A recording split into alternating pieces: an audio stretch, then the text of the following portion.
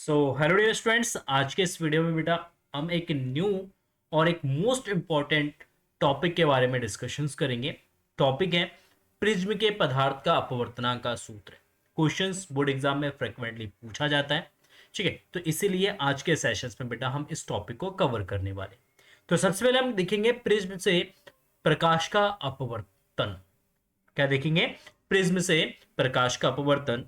सबसे पहले इसका एक डायग्राम बनाएंगे हम, और डायग्राम के थ्रू हम जो है क्वेश्चंस को सॉल्व करेंगे। ठीक है, तो मान लेते हैं ये हमारे पास एक प्रिज्म है। बड़ा सा मैंने डायग्राम बना दिया बेटा। ये एक प्रिज्म है और इस प्रिज्म का प्रिज्म कोण, इसको हम बोलते हैं बेटा प्रिज्म कोण। ठीक ना? तो ये इसका प्रिज्म कोण है और इसका प्रिज्म कोण है आपका ए। किससे रिप्रेजेंट करेंगे बेटा? ए से रिप्रेजेंट करेंगे।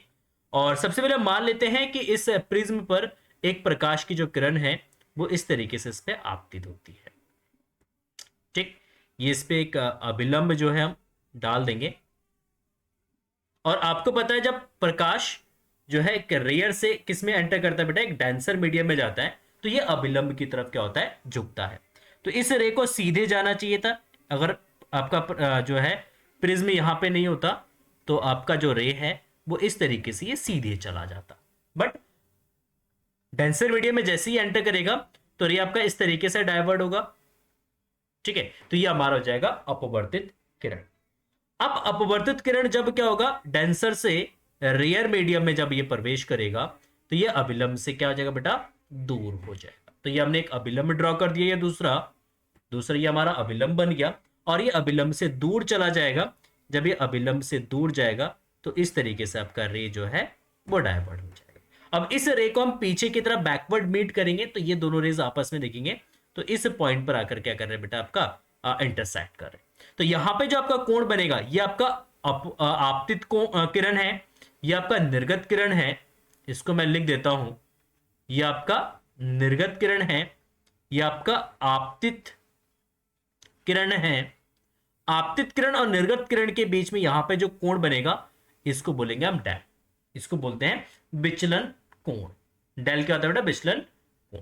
देखिए अब यहां पे जो आपका अभिलंब है और अभिलंब और आपतित किरण के बीच में जो कोण बना है इसको रिप्रेजेंट करेंगे किससे? आई से।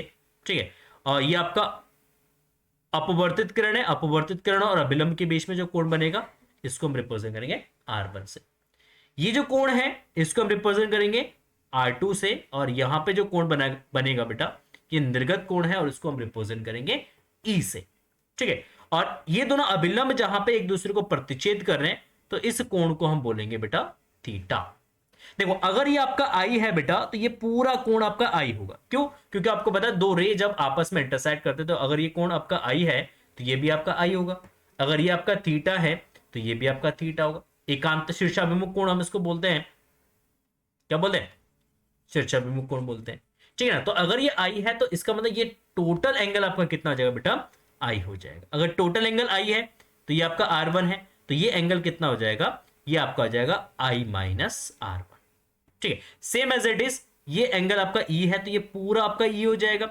अगर पूरा E है तो ये एंगल आपका हो जाएगा बेटा क्या हो जाएगा? ये आपका E माइनस, यहां पे लिख देता हूं मैं इसको, इस एंगल को E माइनस R2 हो जाएगा। ठीक है, देखो अब इसका नेमिंग कर देता हूं मैं P Q, ये आपका हो जाएगा R और ये बिंदु आपका हो जाएगा S। तो त्रिभुज हम यहां पे यूज करेंगे बेटा त्रिभुज PSR। PSR में तो इस वाले त्रिभुज में अगर हम डेल की बात करते हैं तो डेल हमारे क्या? एक बहिष्कोण है। डेल जो है वो आपका क्या है? बहिष्कोण है त्रिभुज का। ठीक है, और बहिष्कोण जो है इन दोनों कोणों के योग के बराबर होता है। ये ट्राइंगल की प्रॉपर्टी है। तो डेल जो है ये कोण आपका आई माइनस का R1 हो जाएगा, प्लस ये जो एंगल है ये आपका कितना है? E माइनस का R2 है। तो आप इसको सॉल्व करेंगे तो इसको लिखेंगे I प्लस E, और इन दोनों से अगर माइनस कॉमन ले लेते बेटा तो ये आपका जाएगा R1 plus R2। Equation number first हो जाएगा, दैट इज डन। ठीक है, देखो अब त्रिभुज मैं यूज करता हूं PQR। क्या यूज करूंगा? PQR में अगर इस ट्राइंगल का यूज करते हैं तो इसमें तीनों कोणों का योग कितना होगा? 180। तो R1 plus R2 plus theta R1 plus R2 plus theta is equal to कितना आएगा बेटा 180 डिग्री आ जाएगा।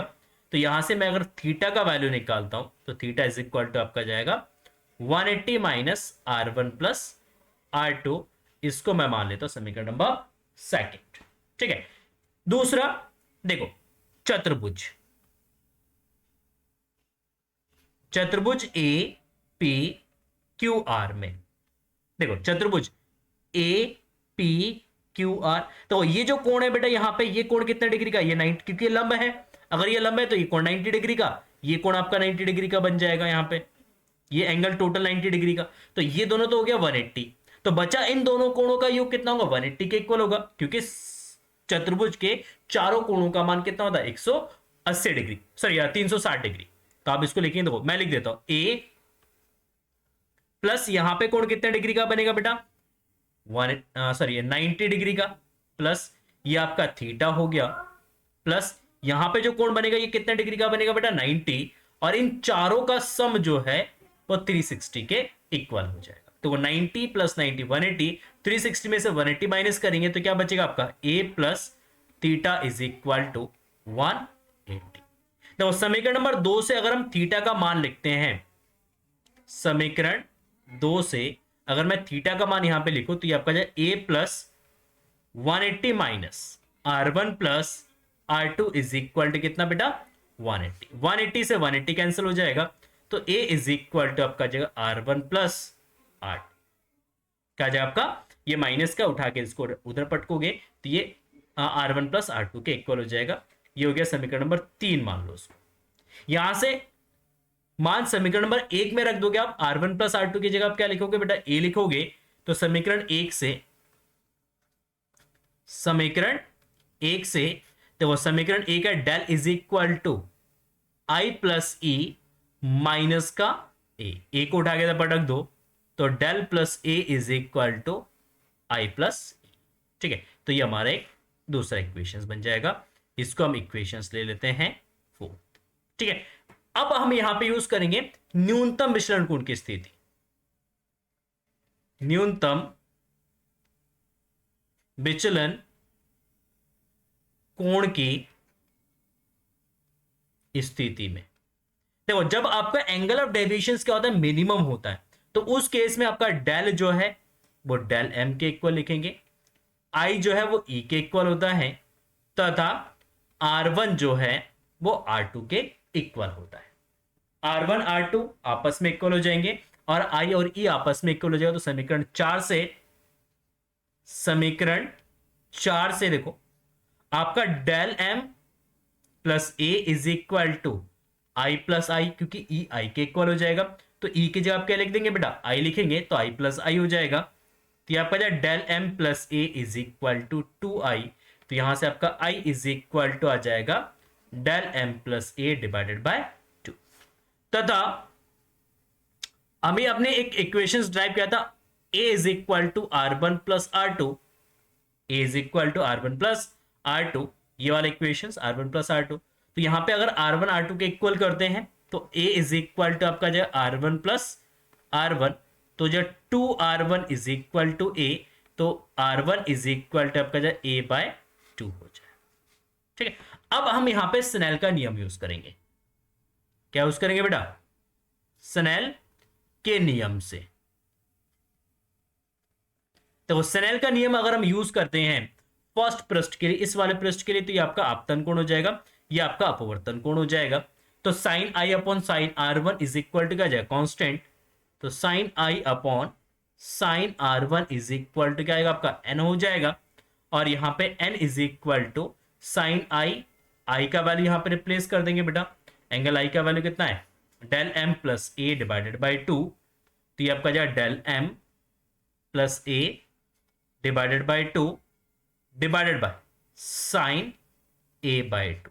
देखो R1 का जो वैल्यू है आप यहां से रिप्लेस करेंगे, R1 is equal to that A by 2, तो यहां पे इसको रिप्लेस करेंगे ए बाई 2, तो ये हमारा फॉर्मूला बन जाएगा अपवर्तनांक के। तो यही लेंस के सॉरी प्रिज्म के अपवर्तनांक के लिए फॉर्मूला होता है, n is equal to sine del M plus A divided by 2 divided by sine A by 2, तो that is the correct answer. ठीक है, तो आई होप आपको ये डेरिवेशन समझ में आ गया होगा। अगर आपको डेरिवेशन समझ में आया तो प्लीज वीडियो को लाइक कर देना, अपने दोस्तों के साथ वीडियो को शेयर जरूर करना। मिलते हैं नेक्स्ट वीडियो में, तब तक के लिए thank you so much and bye bye.